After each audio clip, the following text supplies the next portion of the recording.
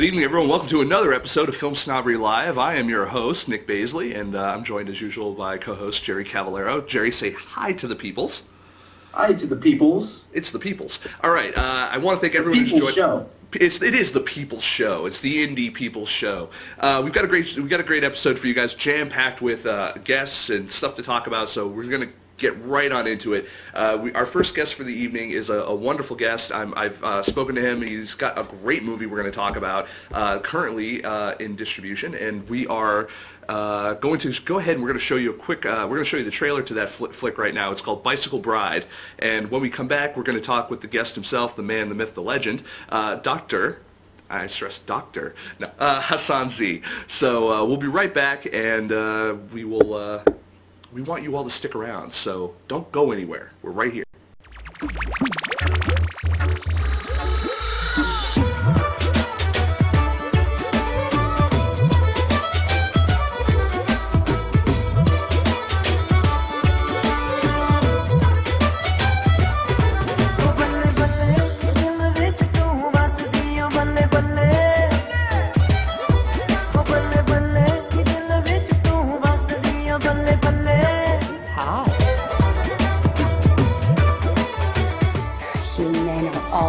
Same.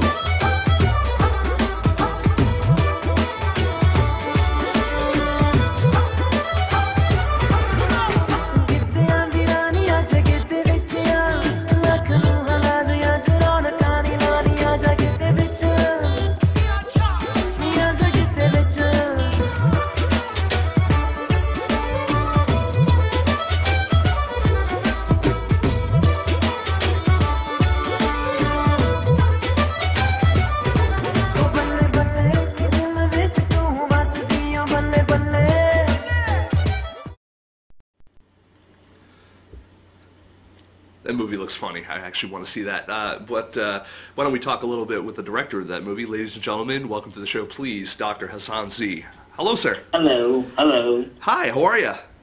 Good, good. How are you doing today, Nick? I am fantastic, sir. It's really great to have you on. I really, when you approached me before, I kind of saw what you were working on. I really said, wow, this guy is really doing some cool stuff. You've got a great history in just personally even, and with film as well. And we wanted to kind of talk to you a little bit about what you do. So if you could do me a favor, just introduce yourself a little bit to the audience.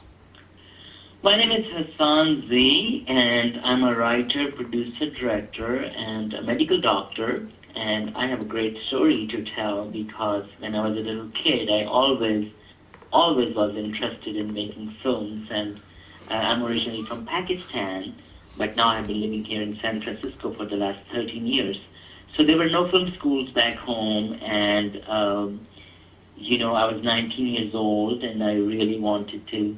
I was very intelligent and got a scholarship to go to medical school, and I became a doctor. But while I was doing medicine, I did not lose my interest and my passion, and I was doing radio for like 6 years, and radio host, and doing DJ and taking calls, and so loved radio. And then I did some television, and when I was 26 years old, I finished my medical school. I became a doctor. I practiced for 1 year back home in Pakistan, Institute of Medical Sciences, and I was working in burn unit. And then I decided I want to go to America and make movies. So I came here 12 years ago, and I pursued my passion. In 2005, I made a film, Night of Henna, which was shot by an Emmy Award-nominated cinematographer, and it got picked up for worldwide distribution, and now it's available on Netflix. It's called Night of Henna. And then I did my second feature film in 2010, which was released in 25 cities theatrically, and now on March 27th, it's releasing worldwide on internet, and it's going to be available on Netflix, and DVD is releasing on Amazon.com, so I'm very excited about it.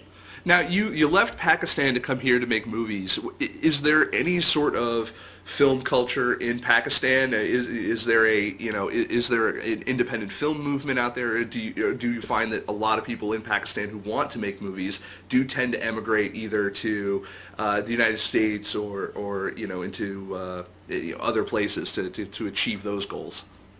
Well, the thing is that, film was, as you understand, with the Italian cinema and also with the French cinema in the 70s and 80s, it was, booming. The independent movement was going very strong. And at the same time, in Pakistan, in the 70s, excellent films were being made.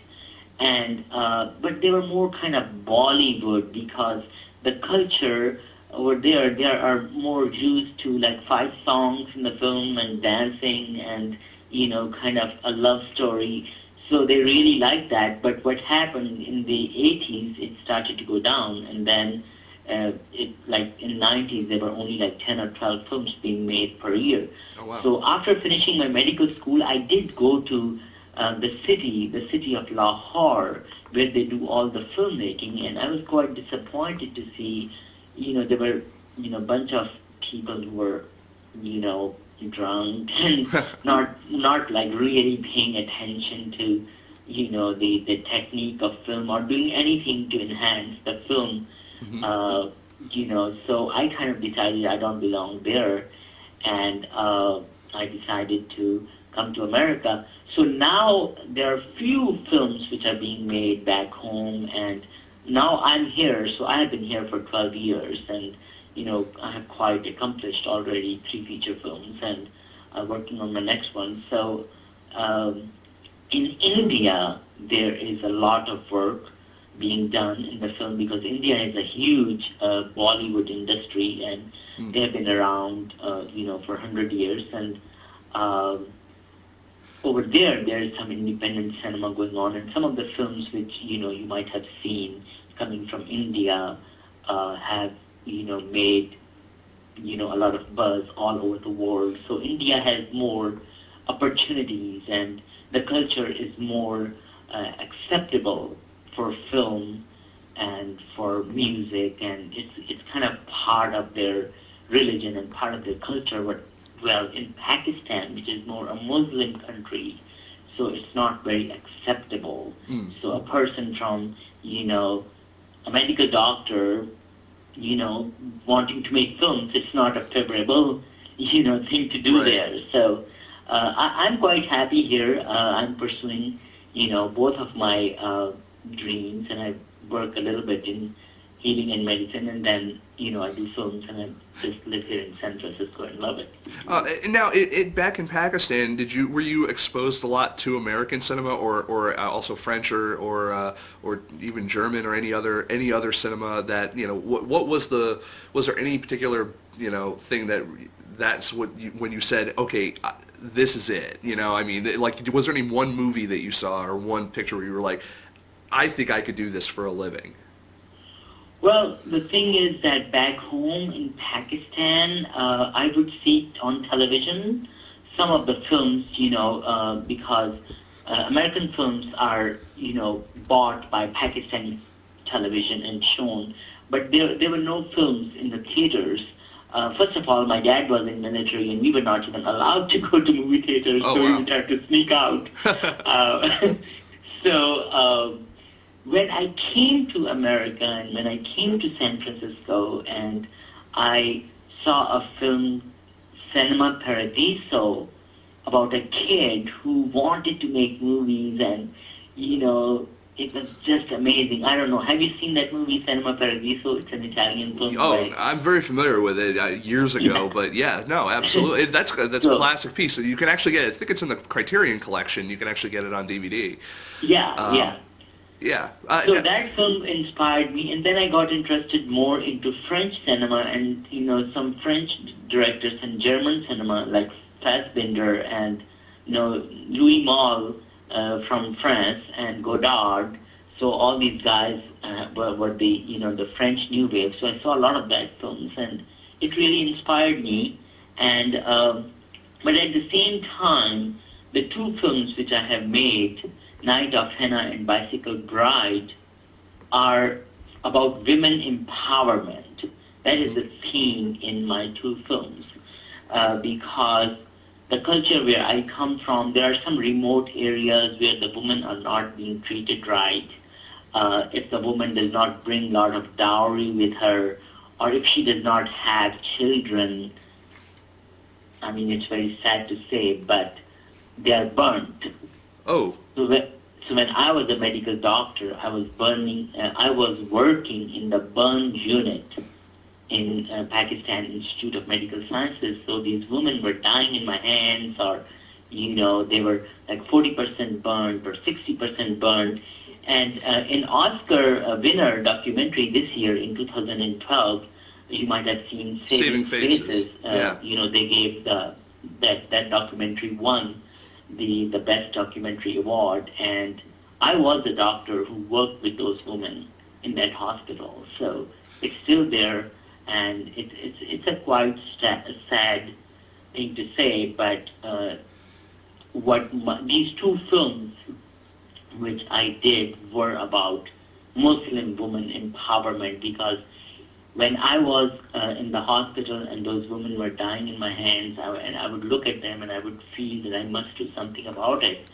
So I decided that I'm going to express it through the medium of cinema, and those two films are about women empowerment and what women go through.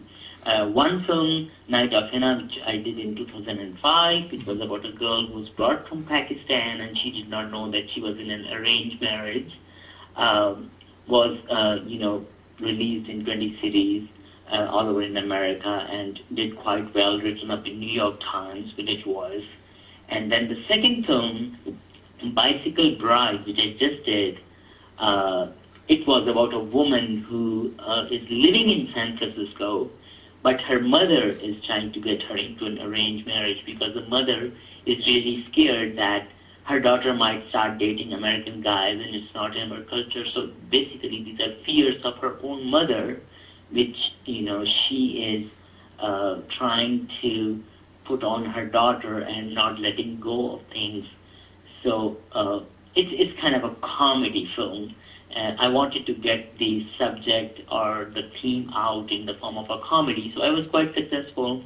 The film won the Best Feature Film Award in South Appalachian Film Festival, and we just got distribution with a French distributor in American film market, and I think that it was just a wonderful success story to have. No, it's great. I mean, not only I'm always happy to see other new voices in the independent film community and the film community in general. I always like it when, especially people from other cultures are they come in and they try to inject a little bit of what it's like, because I think that being American, and I'm the first person to say it, we do tend to be very ignorant of what's going on in other places unless we're actively it's very easy to pick on stuff of what's going on with the wars and this, that, and the other thing, but at the same time, you look at something like Pakistan and then you have, films like Bicycle Bride, films like Saving Faces and stuff like that really shows you what's going on. We had another filmmaker on recently, Meg Pinsino, and then she was on talking about a movie called Guapa that she's working on about children in poor country. I think I want to say it's Guatemala. I could be wrong about the actual location, but it was about kids with cleft lips and problems and stuff like that and developmental issues. So it's great that when I see people coming in that can put a light on that kind of stuff that and help draw attention to it. And at the same time, I like what you're doing with Bicycle Bride, and one of the things that kind of attracted me when I was watching the trailer and looking at what you've done was that you did kind of take the opportunity to put a more humorous spin on it, because I think that tends to work better for Americans. And I would say congratulations on the French distributor. It'd be really interesting to see how well it does do, in that market, because I think something like that would probably be it'd just be a really interesting sell over there. Yeah. So the thing is that you talked about the American the people are not well aware of the rest of the world. The beauty of America is that the people from all different parts of the world, they come here, and then they all bring their stories. So, here is the opportunity to share all those. And I just think that America is a wonderful country because I came from another country and I was able to make films here, and I'm still, pursuing my next feature film and making it happen for myself. So it's just a wonderful country, and the most important thing is the acceptance, like here, especially in San Francisco, it's a very accepting city, and, here in California, and I think that people in America are very open-hearted, and they accept things easily, and then slowly, we just have to tell our stories and tell, everybody what we are doing, and they understand.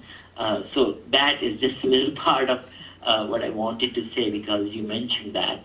And what are some of the biggest hurdles that you had to go over? Some of the biggest challenges you had to face as an immigrant coming into this country, with the dream of making films. I mean, and people who make films here who've lived there their entire lives have a hard enough time doing that, and much less getting distributed and being successful at it.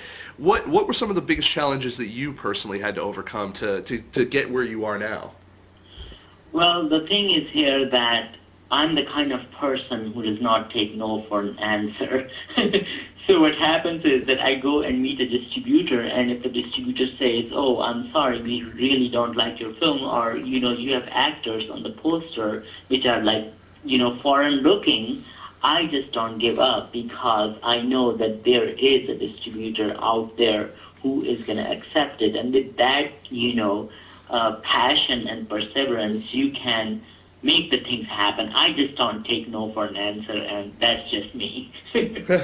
No, and that's good. I mean, I know even someone who's going through a challenge of trying to find producers right now, that they'll talk to a producer and they'll get one note on something and they'll back right off rather than standing up to them and saying, well, no, it makes sense for this to be this way. Let's approach it from this direction, or rather than it's just it's really tough to hear no or hear criticism of your work, or even the work that you're trying to get out there. Now, how you said you went to the American film market?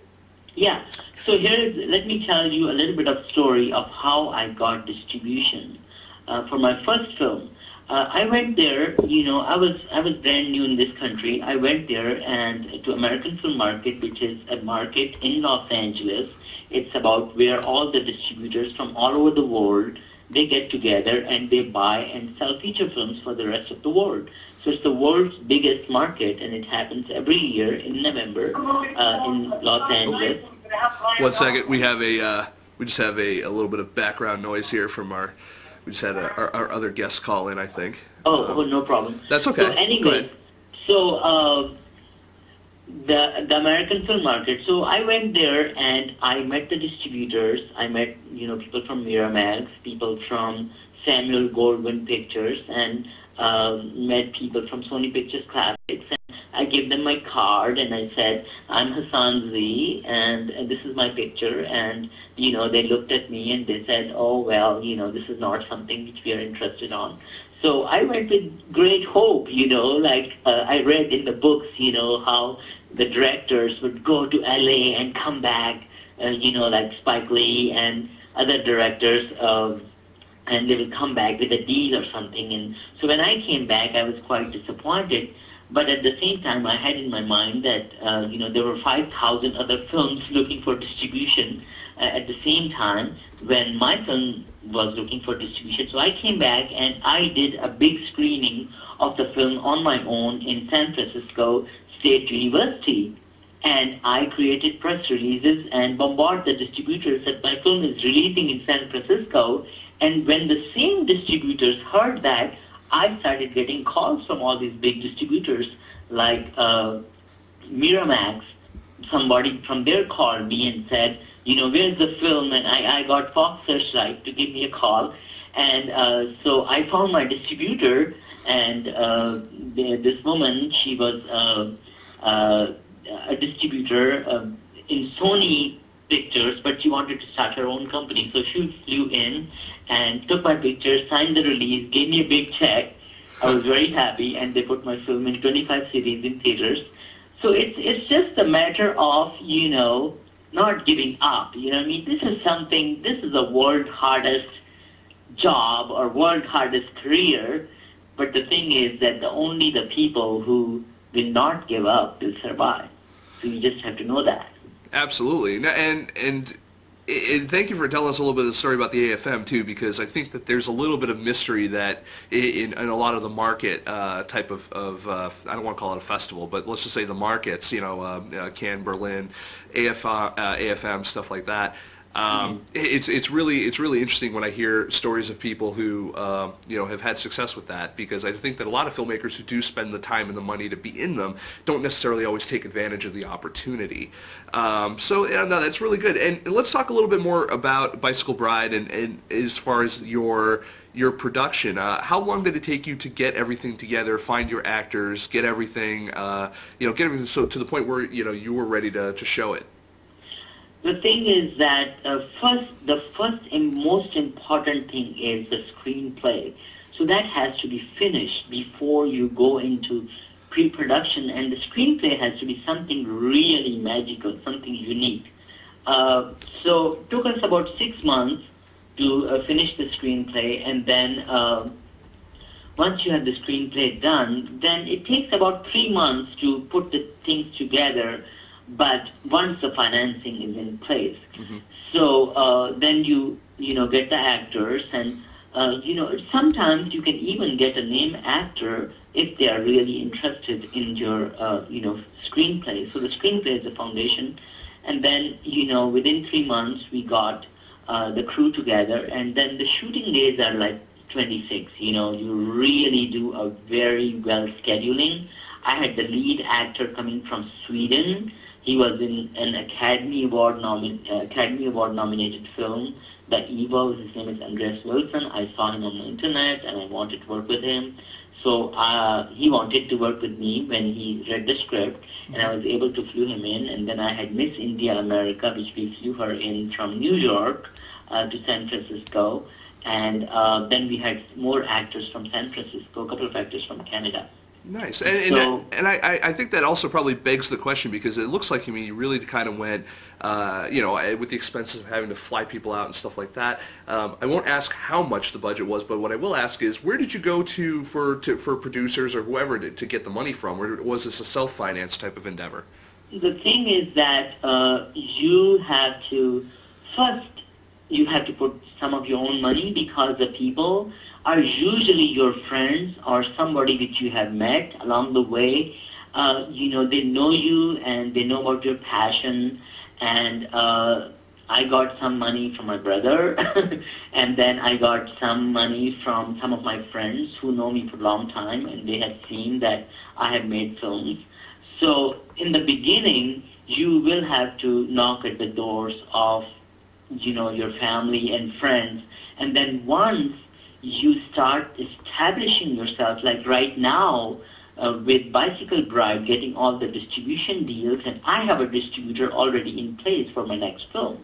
So when I had that letter from a distributor, I can go to any investor and say, look, this is more genuine. This is how you're going to make your money back, and then they start trusting you more, and then you just, keep on doing it. But in the beginning, you kind of depend on friends and family, and then once you establish yourself, then there are production companies out there who would want to invest in you. That's wonderful. And why don't you tell us a little bit about what your next project is about? My next film is actually also, it's about... it's a very San Francisco kind of film, and the working title is Fallen Woman in San Francisco, and it's about an American woman who is a madame, a prostitute, who is 55 years old, and she has lived in San Francisco for 30 years, and she had a son which she gave her to her sister to raise, and now he's 17 years old, and he's coming to San Francisco for the first time, and the mother is really, she's really worried that how is she going to face her son. So a very, very intriguing and amazing story which I'm working on, and I'm very excited about it. And it's at the same time the theme comes to, you know, a woman who is dealing with, because she wants to make her son a lawyer, she wants to see him attorney at law. Right. So what she has gone through herself to whatever she did not get, she wants to see her own dream in her son. So that's all I think I can tell at this point. No, that's fine. And now, are you going to take the same approach that you took with Bicycle Bride, with something that's a little bit more, comedic, or is it going to be more drama, or? It's a very different. It's going to be more drama, and I saw Martin Scorsese's film Taxi Driver, and I was quite, you know, the characters in there were quite intriguing, and a look like that. I'm thinking about what Martin Scorsese did in that film. I might be using some of the techniques what they used in that film. It's funny, like I think a lot of us here kind of take a little bit for granted. I know you've been here for many years now, but coming from Pakistan, you said, you know, you used to have to go to sneak out to see movies and stuff like that. So your exposure was a little bit more limited than I think that we have. And so I take a great amount of there's a bit of amusement to how I feel about, you know, I would love to watch a movie with you that you've never seen before, because I almost feel like there would still be a very almost just the level of excitement would make me excited, because I mean, with the amount of movies that I think a lot of us here, myself being a film critic, and also for my, you know, a lot of people in my audience who are also filmmakers who watch have watched hundreds of thousands of movies, I think it's just it still seems like watching a movie with you would still be like watching a movie with someone for the, you know, like who's never watched movies, you know. And Yeah, I'm sure so that's not entirely true, but you know, like it gives me a feeling, you know. Yeah, the thing is, Nick, that films are so amazing that every person watches the film, watches the story through the way he wants to watch it. So the film affects people, everybody, very differently. Like, I'm coming from another culture, and I will be looking at all these people as, you know, somebody from a foreign eye. But you would be looking at the same film because you might have had those experiences which are in the film. So everybody sees the films through their own eyes. So that's why it makes them a unique experience. Well, and I want to thank you for bringing those experiences to over here, and also raising awareness with your, you know, the social issue films that you do, and also and it just I guess I have nothing more to say except for everyone go out and check out Bicycle Bride when it comes to, you know, if you can see it somewhere. You can for more information, go to bicyclebride.com. And Hassan, is there any other place that people can find you online? Twitter, Facebook, anything like that? I'm on Facebook. You know, you can befriend me on Facebook /Hassan Zee. And my film Bicycle Bride is going to be releasing on Amazon on March 27th. And then Night of Henna is going out on Hulu. So, you know, the distributors, they are, you know, making all the efforts to put it out there. So I don't have to do it. But I'm focusing on my new film. And I would be putting up, you know, all the updates on Facebook about, you know, fallen women in San Francisco. And I look forward to shooting the film this year. I'm very excited about it. And I hope that the people who listen to this interview or come and check on the Facebook will be able to see my next film and see Bicycle Bride. And Night of Henna is already available on Netflix. So I would love you to just write me feedback. I'm very easy to get hold of kind of guy, so write me on Facebook or just shoot me an email at hassanzee@gmail.com.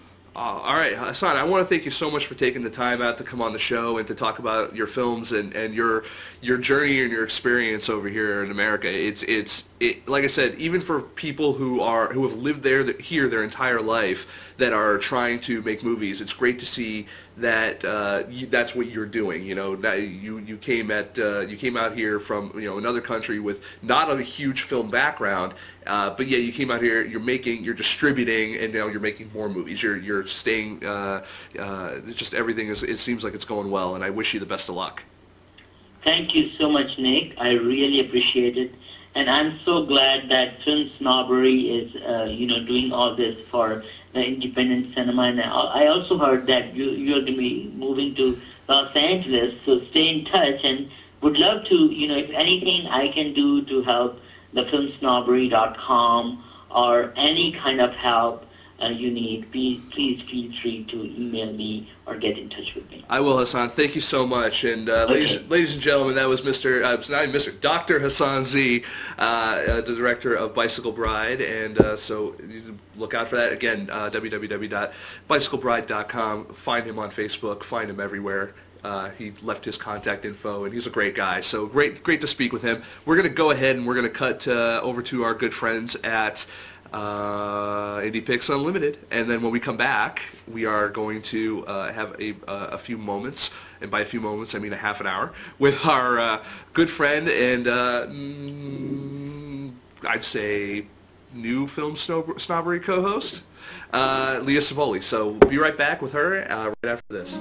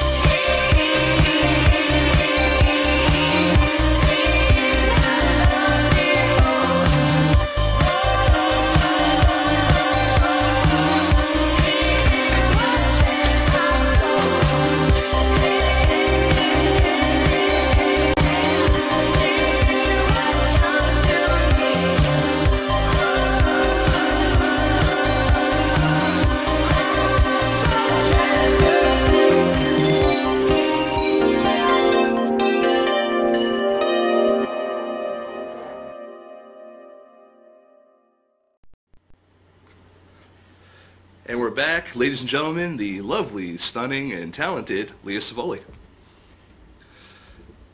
Does that mean I'm supposed to speak now? That's you. Hey, Nick, how are you? I'm doing really well. How are you doing? Now, where's Jerry at? Why can't I see Jerry? Because Jerry's not here with me. Jerry lives in New York. Jerry! That's why... I'm on the line, though. I'm just not allowed to speak, according to Nick. Jerry's are better seen and not heard. I thought I'm not seen either. That's true.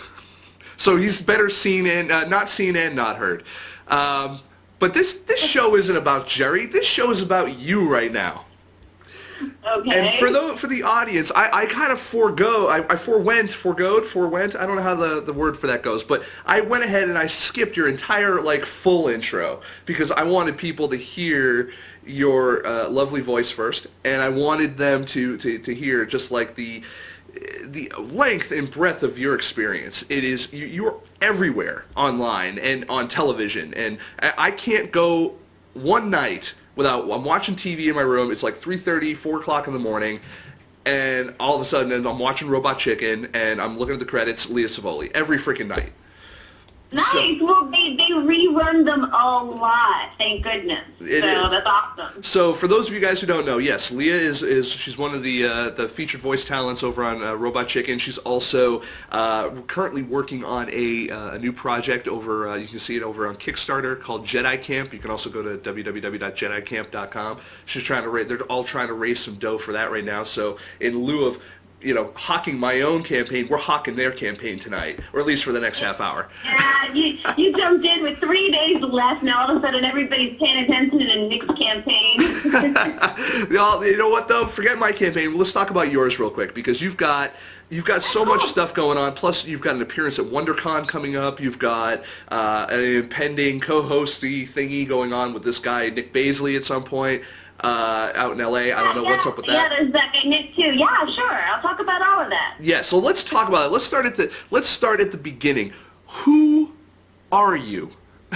Who am I? Well, was born in Philly, and I'm a Taurus with blue eyes, and I like rock and roll and roller coasters. Wait, that was my OkCupid profile. Sorry. I thought I saw you. No, I really did just join.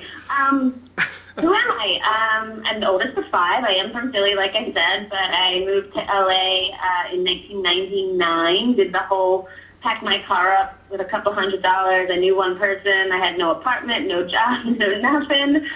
And 12 years later, here I am being interviewed on FilmSnobbery. Yes, it's the nadir of your career. But no, I am glad to have you on, and I've always been, I interviewed Leah a couple of years ago at First Glance Philadelphia Film Festival, First Glance Philly. The fall of 2010. That was it. Yeah, and so we were hanging out. We had an interview. It was funny because you were at the time heading over to Rock and Shock in Worcester, which is my hometown. Yes, I am. I did my background is mostly in the rock and roll and horror genre, so I had just arrived on the East Coast, and it was the end of September, so it was, getting to be Halloween time, and I was all up and down the East Coast doing appearances and signing, and I guess that's the first project that kind of threw me into the indie world, was a little horror short that I co-produced and starred in called Body of Work, and you can get that on Amazon. And that was at the point when I met Nic, was when I was just finishing up that. And it's crazy because the past 2 years has just been all about that, all about creating my own work and getting my own projects out there and teaming up with awesome people like First Glance Films, which is how I met Bill and you. We all kind of met on the same night. And it's been 2 years in the making that I've been a part of it. Bill's been working on this project for much longer than that. He's had the idea in his head. And what's really cool about it is that it's a web series, and besides myself and Camden, there really aren't too many other adult actors.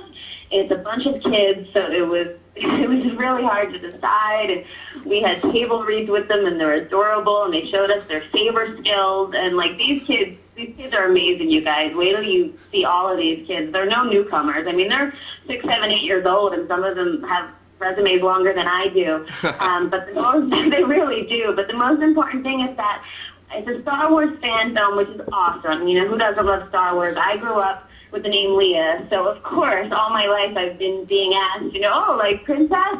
And I always say, actually, I was born a couple years before that movie came out. But I was raised around Star Wars. My dad, my brothers are huge fans.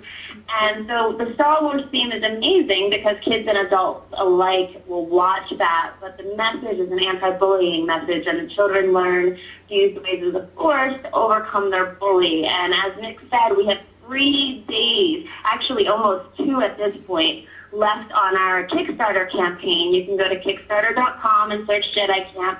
We're a little over 25% funded, I think, at this point. We're only about 4,000, 5,000 from our goal, but, as you guys know, with Kickstarter, it's all or nothing. Yeah, totally. So, and now's the time for that Kickstarter effect to really happen, where like everyone kind of rallies together. It's time for us to plan the bombing run on the Death Star. That's what it is. We're in that room right now, and everyone out there is like, the exhaust port's only 2 meters wide. It's like, it's impossible, even for a computer.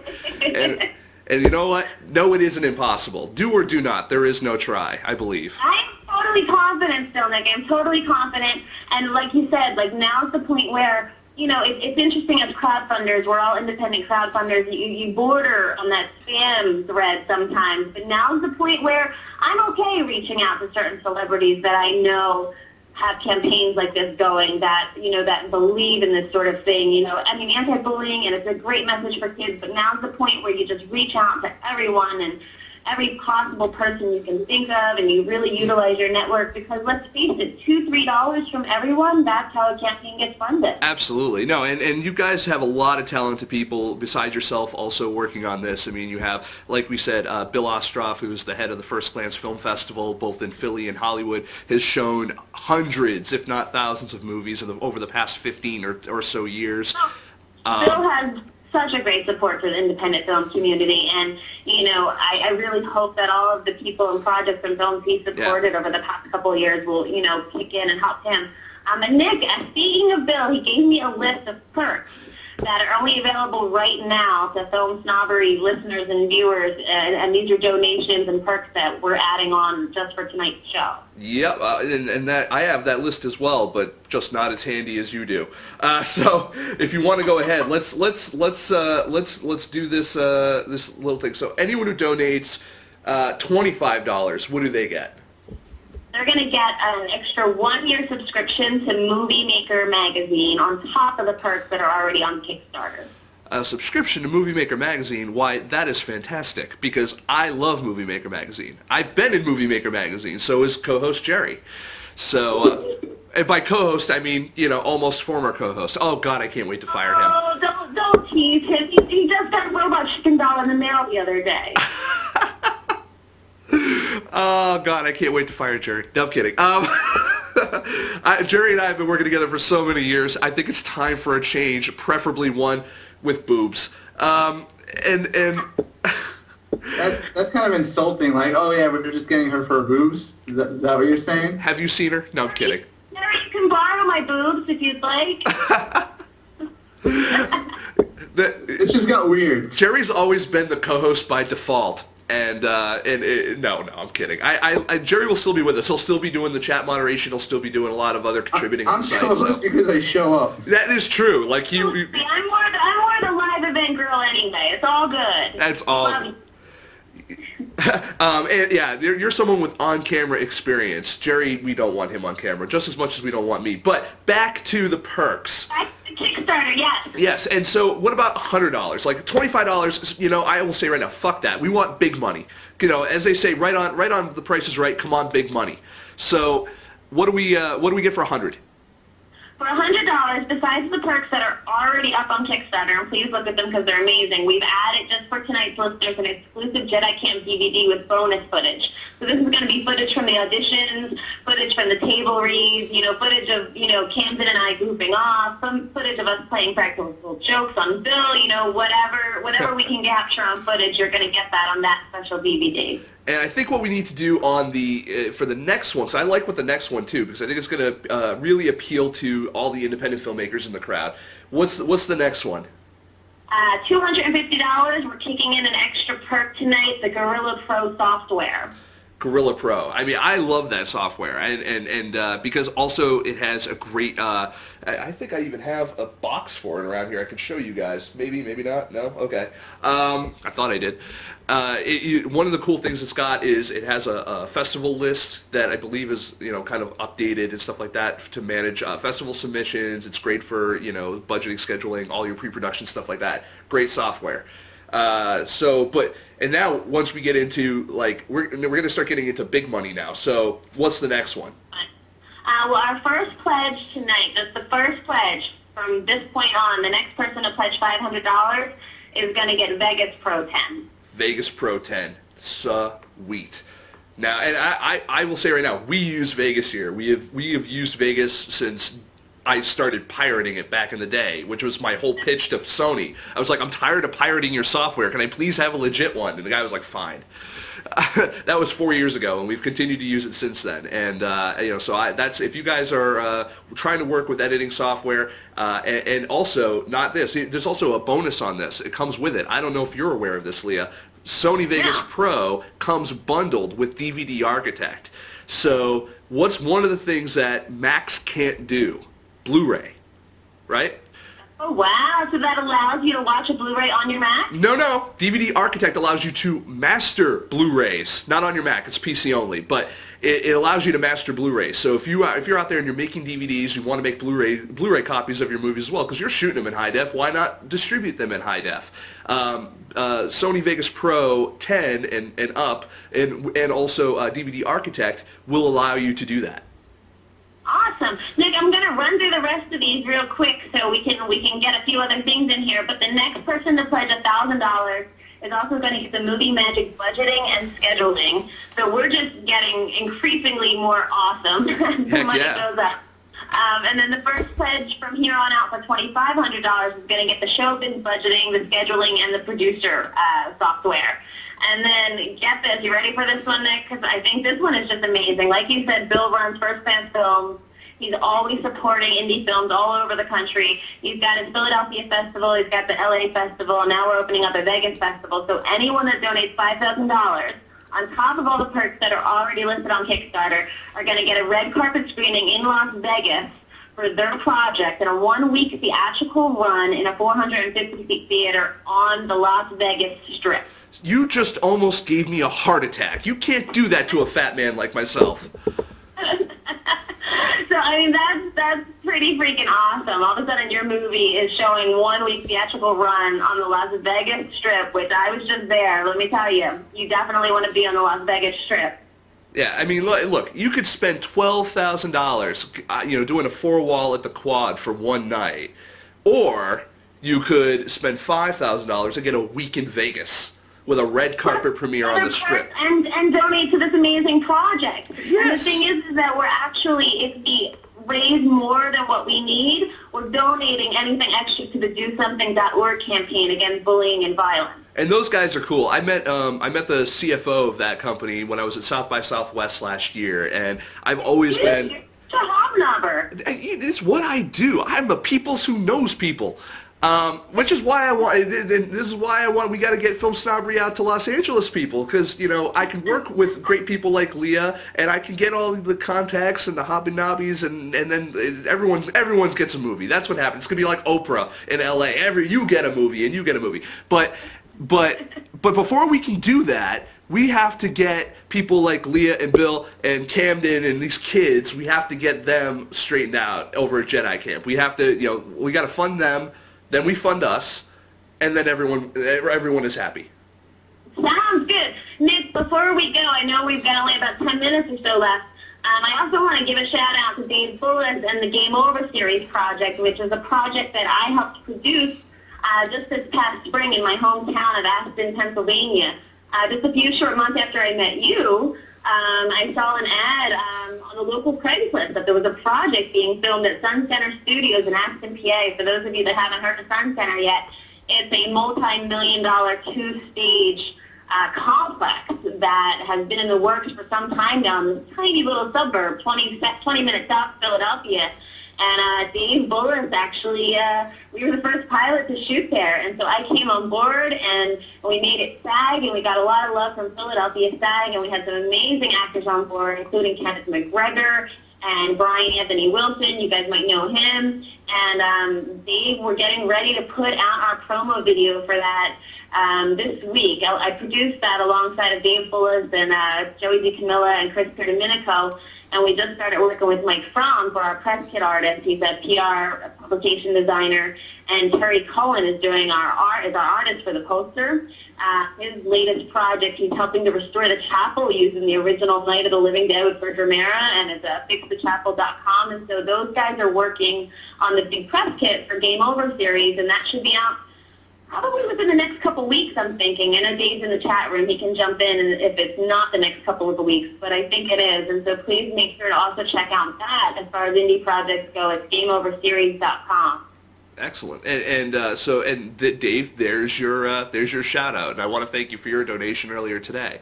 So by the way, for your donation to our campaign, we got you a 1-year subscription to Movie Maker magazine too. Surprise. Nice. Yeah, and Game Over is about a bunch of dudes in a video game store in a strip mall, and just like all the antics that ensue. And I was contemplating, Nic, before I came on your show tonight, when did I turn into such this geek girl? Like, I'm this rock and roll chick. I have 7 tattoos. I've toured with Poison, and all of a sudden, every project around me is about geeks and gamers and Star Wars. Well, that must be why you're going to be working with all these wonderful women over at WonderCon at this panel that you've got. So let's talk about that for a second. Yes, totally. The Geek Girls Create panel. I will be on this panel with just some amazing ladies. A few months back, my girlfriend Kristen Netopek, you can find her on Twitter, it's @Netopek, approached me about just sitting in on a panel with her at the Kamikaze Expo. And then turns out she's told that she has a few days that she has to produce the whole panel, and Kristen panicked a little, and I was like, no, you know what? We can do this. we know people, we'll pull it together, and so we did. We pulled an amazing panel of girls together. We've got Helena Santos-Levy. She's got actually a new web series coming out called Girl and Boy TV. It's an animated project that her and her husband are producing. Jessica Mills, you guys might know her from Awkward Embraces. Stephanie Thorpe, you'll probably all know her from ElfQuest. And then Cricket Lee, who's the editor-in-chief over at girlgamer.com. Along with myself and Kristen Netterpack, who does Think Hero, and she's actually got a Siren video out right now to Lydia with Love that has like over 1 million hits on it that she just produced herself a few weeks back. And basically what it is we're all just women in the industry, and it's not an anti-men panel by any means, which is actually something Bonnie Burton, who works over at Star Wars, she's an editor over there in the craft. She approached us after the panel and said she really liked how it wasn't an anti-man panel. But we just all happen to be women in the industry, and we're creating our own work. We're writing, we're producing, we're directing, we're funding, we're walking around with flip cameras, we're putting things together in our backyards, and it's really just for the love of the craft. Like, you know, what are you supposed to do? Sit around and wait for the phone to ring? Sit around and wait to see how that audition went? No, you get out there, especially in this day and age. You get out there, you create your own projects, you get it online, you build a fan base, and next thing you know, you're Nic Baisley and you're moving to LA. Wait, was I just called a woman? But no, you're absolutely right. I love when I see you know, women's panels or panels that feature people that don't necessarily always get the fairest voice in the industry, and I think that web series over, you know, movies anyway has always been a lot more fair to you know, to females versus you know, obviously one of the big hubbubs this year, you know, with the Oscars and stuff like that, there were so many people saying like not enough women are nominated and stuff, and I completely agree. It's great. I love those panels because it's always good to see another perspective, and usually that perspective is unique. Yeah, you know, I'm not really one to be like, oh, we need more girl or we need more this or more that. I think we need whatever the cream of the crop is. You know, whatever's the best is going to rise, and whoever is talented is going to rise, which is why, you know, we're not, you know, we are all women, but it's not like, oh, we're fighting for women's rights or anything like that. You know what? We're just fighting to be heard, or we're fighting to have our talent out there, or we're fighting to create. So we are going to be at WonderCon. It's in Anaheim, California. Our panel is Saturday the 17th. I believe it's 5 p.m. It might be 5:30 p.m., but definitely right around that time. And we have a Facebook page. You can find us at facebook.com/geekgirlscreate. And it just feels so amazing because out here in Los Angeles, which you're about to find out, Nick, is, you know, sometimes you feel like a one-woman show, a one-man show. You feel like you're on this deserted island. And so it's been really nice to team up with this group of 5 other women who are all kind of on this island alone as well. You know, and it's nice to have somebody else to retweet your project, which is also what's been amazing with working with Bill Ostroff and First Fans Film. Like, we've got 3 days left of this campaign, and if this was me by myself producing something, I would be going bonkers. But I have Bill and I have all you guys helping to spread the word, and it's just amazing. So it's just really great when you team up with somebody who's, I don't know, got your back, I guess.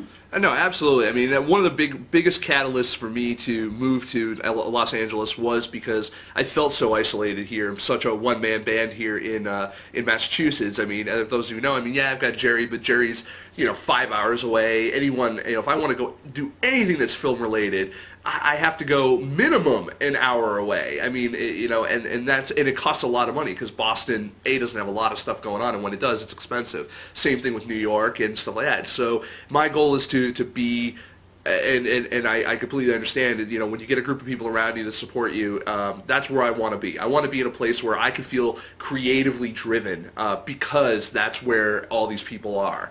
And I completely understand. We did have a quick question from Dave, actually, in the chat room. I just want to address real quick. He said, "Are you using a new tech TriCaster to generate the set?" No, I'm not. We've got a great sponsor with Wirecast. Telestream is the name of the company. Wirecast is the product, and it is a software version, basically, of a TriCaster.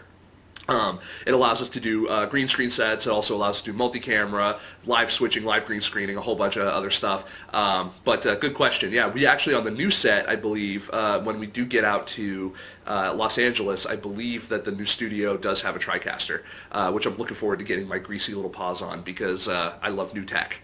Not new tech, the company, but I love new technology.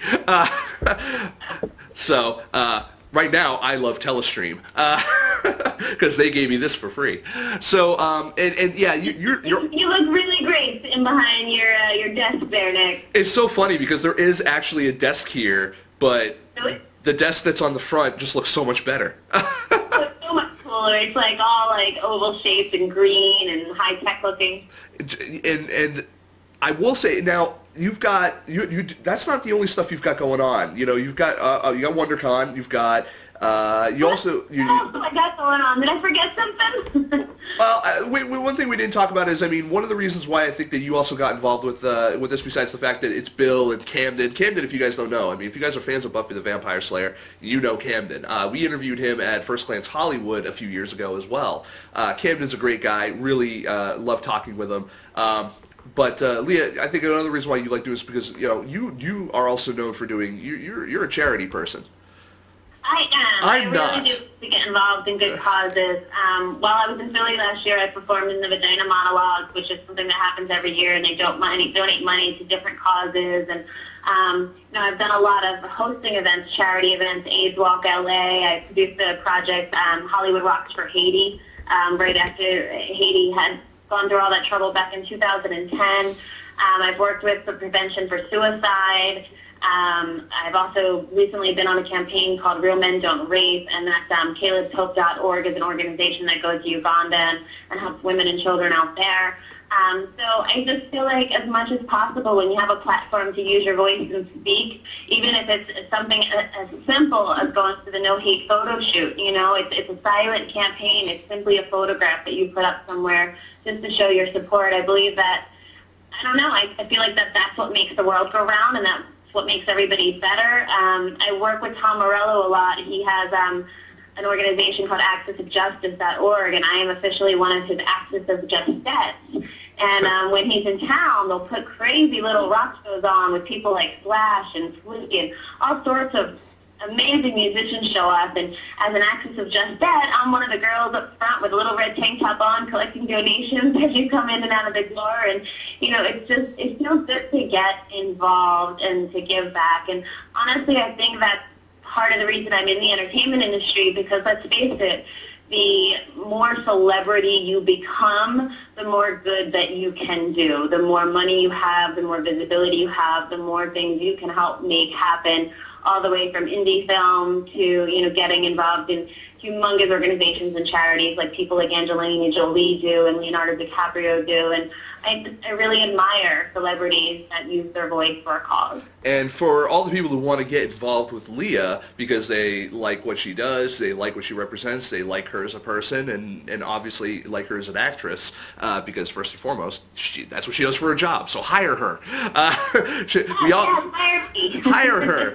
Voice actress or regular in front of the camera actress, the whole niner. She does it all. Yeah, I do both. I mean, I love animation. I love cartoons. I love working on Robot Chicken.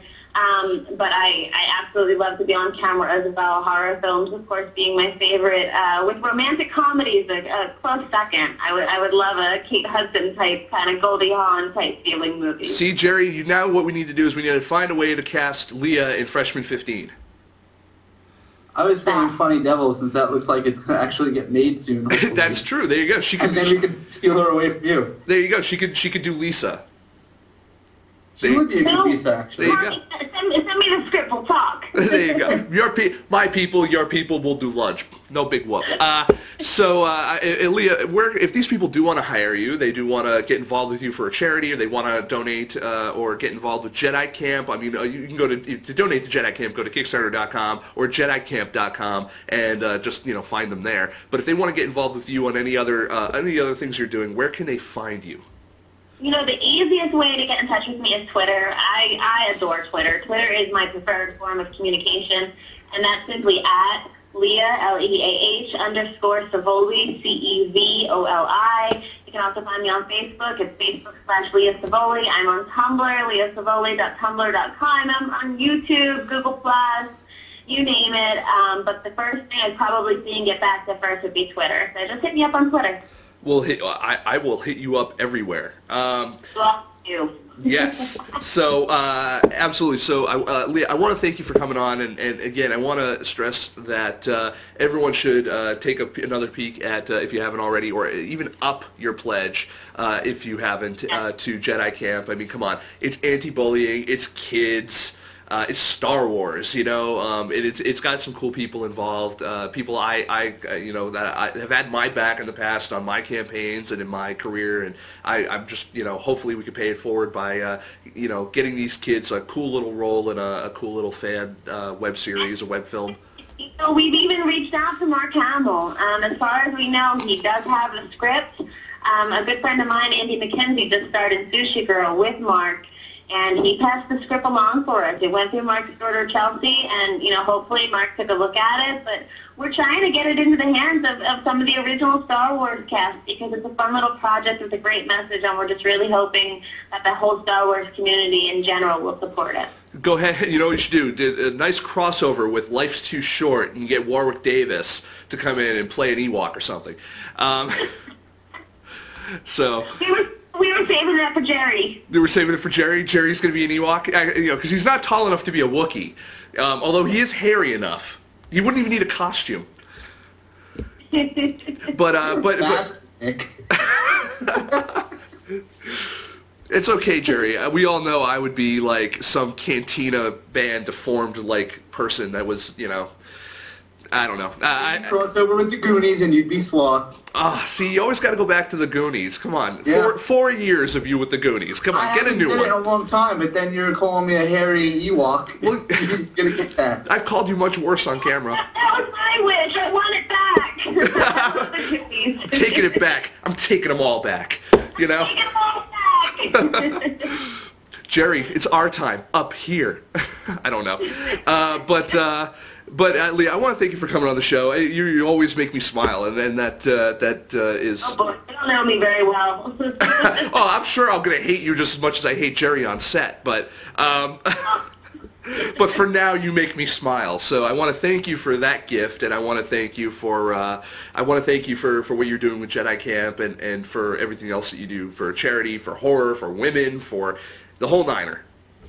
Thank you. Thank you. So thank you so much. And ladies and gentlemen, that was Miss Leah Cevoli, and isn't she a dog? I feel like my whole family is sitting there in the chat room. I know, right? My film family. They're all here. Everyone's here. We actually got we have a great audience. I want to take a second because I did tell everyone we would do some cool shout outs today. So I do want to thank obviously Dave for donating to our campaign, and also Kim Garland for donating to our campaign as well. Hopefully you threw a couple shekels over to the good folks at JEDI Camp as well. And Kim, I know you're not in the chat room anymore, but if you're still listening, I'll try to, if I haven't already, hook you up with a Movie Maker subscription as well for donating to us. But if you haven't, please donate to JEDI Camp, and let's see here. Say thank you and hello to Bill Ostroff, who's in there.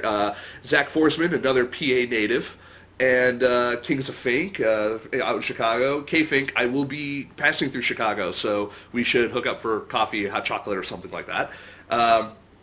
Leah, obviously, because Leah's on and she's here. John Hoff, thank you, for hometown boy here in Boston. Let's see, Kim, who was here, I think she left, but hello to Kim. And I want to say hello to Alexia Anastasio. I want to say hi to she's down in Long Island. She's a great filmmaker as well.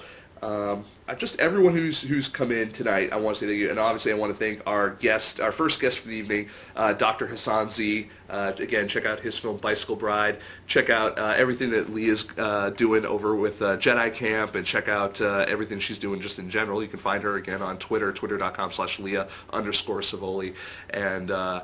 And let's see, Jerry, we can always find Jerry online. Jerry's over at jerrycavallaro.com, or you can find him on Twitter, twitter.com/getstuck.